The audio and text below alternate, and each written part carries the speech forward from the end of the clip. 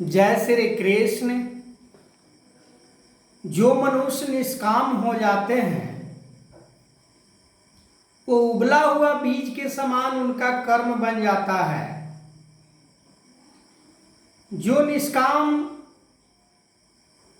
जैसे बीज को भून दिया जाए या उसे उबाल दिया जाए तो उसमें से कोई अंकुरित नहीं होता, फिर वो बीज उपज नहीं देता। ठीक उसी प्रकार जो मनुष्य संसार में निष्काम हो जाते हैं उनको संसार के कोई भी बंधन बांधता नहीं है।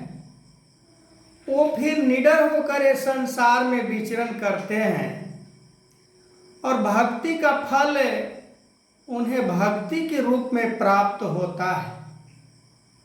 भक्ति का फल मोक्ष देने वाली, मुक्ति प्राप्त होने वाली, ऐसे फल को प्राप्त करके जीव अपने अविनाशी पद को प्राप्त करता है। संसार में आज देखा जाता है कि दुनियावी चीजों के लिए प्रयास बहुत होते हैं, पर अपने इस जीवन के बारे में, जीवन के लिए प्रयास कभी भी नहीं किया जाता है। वास्तविक प्रयास संसार में मनुष्य को परमात्मा की प्राप्ति के रूप में होनी चाहिए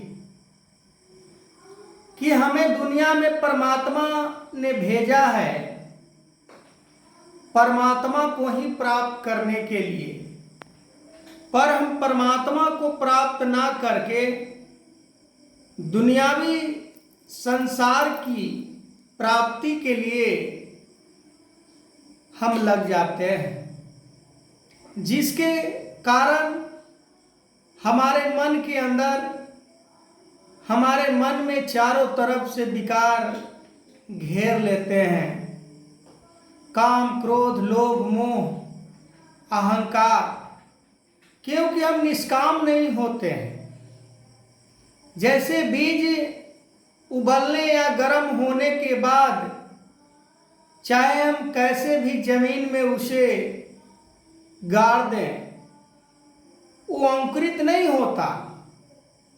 ठीक उसी प्रकार जो निष्काम कर्मयोगी हो जाते हैं उनके मन के अंदर फिर कोई इच्छा नहीं होता, फिर कोई कामना नहीं होता।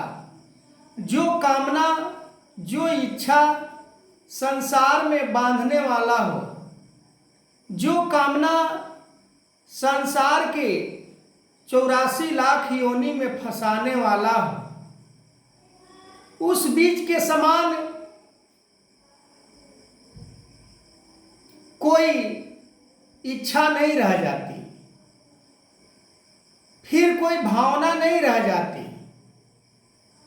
न यश की चिंता होती है न अपयश की। वो संसार में साधारण व्यक्ति के रूप में जीवन जीते हुए परमात्मा को प्राप्त कर लेते हैं। निष्काम कर्म योगी परमात्मा को प्राप्त करते हुए जितने भी कर्मों का शुरुआत या आरंभ करते हैं वो अपने लिए नहीं, पूरे जीवन समाज के लिए, संसार के लिए, संसार के प्राणियों के लिए। संसार पूरे परिवार के रूप में वो देखते हैं। कोई पराया नहीं, कोई ऊंच नहीं, कोई नीच नहीं, कोई छोटा नहीं, कोई बड़ा नहीं, कोई अमीर नहीं, कोई गरीब नहीं। हर को वो अपने विचार में एक समान, एक रूप समदृष्टि वाले भाव को अपनाकर जीवन जीते हैं।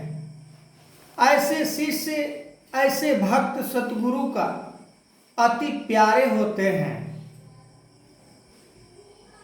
ऐसे संत, ऐसे महापुरुष सतगुरु को बड़ा प्रिय होते हैं।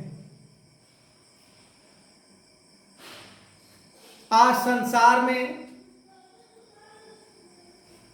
अर्जुन के समान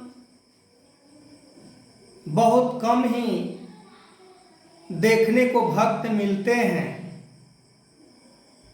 अर्जुन इतना ज्ञान को प्राप्त करने के बावजूद भी अर्जुन बार बार माया के चकाचौंध में खो जाता था। बार बार भगवान कृष्ण ने उसे दूर करने का प्रयास किया करते थे। तो आगे मैं वीडियो को कंटिन्यू करूंगा। तब तक के लिए जय श्री कृष्ण।